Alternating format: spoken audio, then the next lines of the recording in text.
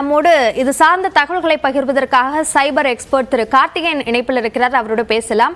வணக்கம் சார். இந்த மைக்ரோசாஃப்ட் கோளாறு ஏற்பட்டதனால் எந்த போன்ற சேவைகள் பாதிக்கப்படுவதற்கு வாய்ப்பு இருக்கிறது? இப்போ இது சார்ந்த பிரச்சனையை தீர்வு காண்பதற்கு மத்திய அரசு முயற்சியில் ஈடுபடுவதாக தெரிவித்திருக்கிறார்கள். உடனடியாக தீர்வு கிடைப்பதற்கு வாய்ப்பு இருக்கா? இருக்குங்க. இப்ப பாத்தீங்க அப்படின்னா மைக்ரோசாஃப்ட் அப்படின்றது எல்லா இடத்துலயுமே இருக்கு.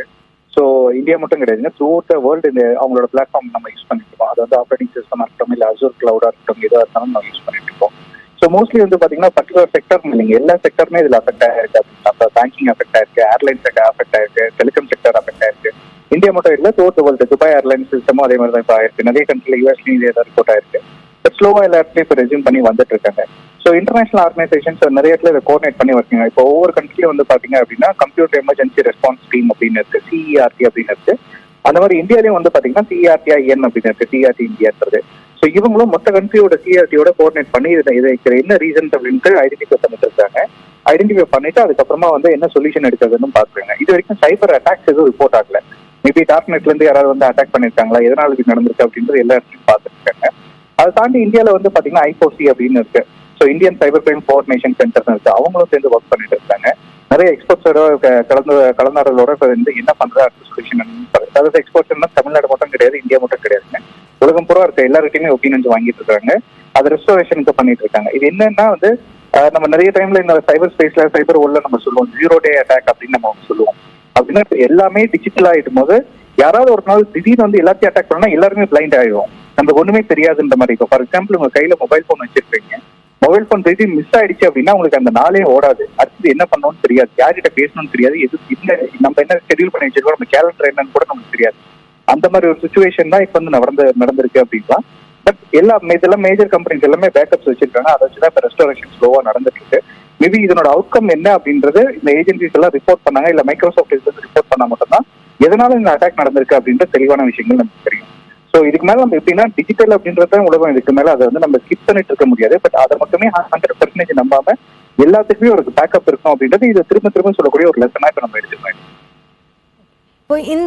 இந்த ஸ்ட்ரைக் நடந்ததற்கான காரணம் அல்லது இதோட பேஸ் என்ன அப்படின்னு நம்ம என்னவா புரிஞ்சுக்கணும்? அதே மாதிரி இந்த மைக்ரோசாஃப்ட் கோளாறுனால என்ன சேவைகள் இப்போதைக்கு விமான போக்குவரத்து பாதிப்பு என்பது இருந்திருக்கதா சொல்றாங்க. அதே மாதிரி வங்கிகள்ல பிரச்சனைகளை எதிர்கொள்றதுக்கு வாய்ப்பு இருக்கு அப்படின்னு சொல்றாங்க. வேற என்னென்ன பாதிப்புகளை நம்ம எதிர்கொள்ளலாம் வாய்ப்பு இருக்கு? இப்ப நீங்க ஒரு சாஃப்ட்வேரே எடுத்துக்கிட்டீங்க அப்படின்னா அந்த சாஃப்ட்வேரை நீங்க இன்ஸ்டால் பண்ணோம் அப்படின்னா ஒரு கம்ப்யூட்டர் தேவைப்படுது. அந்த கம்ப்யூட்டர் மைக்ரோசாஃப்ட் விண்டோஸா இருக்கு, ஓகேங்களா? இல்ல நீங்க software SaaS model cloud computing நீங்க சொன்னீங்கன்னாலும் அதுவும் மைக்ரோசாஃப்ட் அசூர்ன்றத நம்ம ஹோஸ்ட் பண்றோம். ஸோ எல்லாமே நம்ம மைக்ரோசாஃப்ட் பேஸ் பண்ணி இருக்கும் போது மைக்ரோசாஃப்ட் அஃபெக்ட் ஆயிடுச்சுன்னா எல்லாமே அஃபெக்ட் ஆகும். இதுதான் பாட்டம் லைன். ஸோ இப்போ அந்த மைக்ரோசாஃப்ட் தான் அஃபெக்ட் ஆயிருக்கு. இந்த அவுட்டேஜ் தான் இப்போ குளோபலாவே இது இஷ்யூ இருக்கு. பட் இது காரணம் யாருன்றதா அவங்க ரிப்போர்ட் பண்ணலாம். மைக்ரோசாஃப்ட் டெஃபினட்டா அபிஷியலா அதை ரிப்போர்ட் பண்ணி தான் ஆகணும். அவங்க ரிப்போர்ட் பண்ணணும், அதுக்கு சட்டமும் இருக்கு. ஸோ அதன்படி ரிப்போர்ட் பண்ணணும். அதை ரிப்போர்ட் பண்ணதுக்கு அப்புறமா தான் நம்மளுக்கு இதுக்கு காரணம் என்ன அப்படின்றது தெரியறதுக்கான வாய்ப்பு இருக்கு. ஒன்னு இன்டர்னல் இஷ்யூவா இருக்கலாம், அப்படி இல்லை அப்படின்னா எக்ஸ்டர்னல் அட்டாக்ஸா இருக்கலாம். எக்ஸ்டர்னல் அட்டாக் அப்படின்றது ரொம்ப நம்ம பார்த்துட்டு இருக்கோம். அந்த டார்க்நெட் அப்படின்னு இருக்காங்க. டார்க்நெட்ல சைபர் கிரிமினல் ஆர்கனைசேஷன்ஸ் நிறைய பேர் இருக்கிறாங்க. இந்த மாதிரி த்ரெட்ஸ் எல்லாம் ரொம்ப வருஷமாவே கொடுத்துட்டு இருக்காங்க. இதுக்கு முன்னாடி நம்ம ரேன்சம் வேர்னு ஒரு சின்ன ஒரு சிஸ்டம் அட்டாக் பண்ணுவாங்க, இல்லை ஒரு கம்பெனி அட்டாக் பண்ணி எல்லாத்தையுமே கம்ப்ளீட்டா யாருமே அந்த கம்பெனில இருக்கும் அதை ஆக்சஸ் பண்ண முடியாது, பிளாக் பண்ணிடுவாங்க. ஒரு ரேன்சம் கொடுத்ததுக்கு அப்புறம் தான் அதுக்கான என்கிரிப்ஷன் டீகிரிப்ஷன் கீ கொடுத்து நம்ம டேட்டாவை பார்க்க முடியும்னு சொல்லுவாங்க. இந்த மாதிரி சின்ன சின்ன ஆர்கனைசேஷன்ல கான்சன்ட்ரேட் பண்ணிட்டு இருக்காங்க. இப்போ இந்த மைக்ரோசாஃப்ட் மாதிரி ஒரு பெரிய ஆர்கனைசேஷனை கான்சன்ட்ரேட் பண்ணும்போது என்ன ஆகுது அப்படின்னா மைக்ரோசாஃப்ட் பேஸ் பண்ணி என்னென்ன பிசினஸ் இருக்கோ எல்லா பிசினஸும் அஃபெக்ட் ஆகிறதுக்கான வாய்ப்புகள் நிறையவே இருக்கு. இது எப்ப சரியாகும்னு எதிர்பார்க்கலாம்? இந்திய அளவுல இதை சரி பண்ணதுக்கான வாய்ப்புகள் என்பது இருக்கா? இருக்குங்க. குளோபலாவே ஒர்க் பண்ணிட்டாங்க. இந்தியா மட்டும் இல்லைங்க, இந்த அஃபெக்ட் குளோபலா இருக்கிறதுனால குளோபலா எல்லா இன்ஜினியர்ஸும் சேர்ந்து தான் ஒர்க் பண்ணிட்டு இருக்காங்க.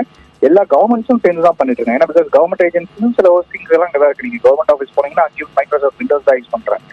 ஸோ இப்போ அவங்களுக்கும் நிறைய அஃபெக்ட் ஆயிருக்கு. ஸோ அதனால எல்லா government agencies, government departments and then private organisations எல்லாரும் கோஆபரேட் பண்ணி இது ஒர்க் பண்ணிட்டு இருக்காங்க. குயிக்கா இப்போ ரெஸ்யூம் ஆயிட்டு வந்திருக்கு. இப்போ துபாயில எல்லாம் ரெஸ்யூம் ஆயிடுச்சு. இப்போ சில நிமிஷங்களுக்கு முன்னாடி துபாயில ரிப்போர்ட் வந்து அங்க ஓரளவுக்கு நார்மாலிட்டி வந்துருச்சு அப்படின்னாங்க.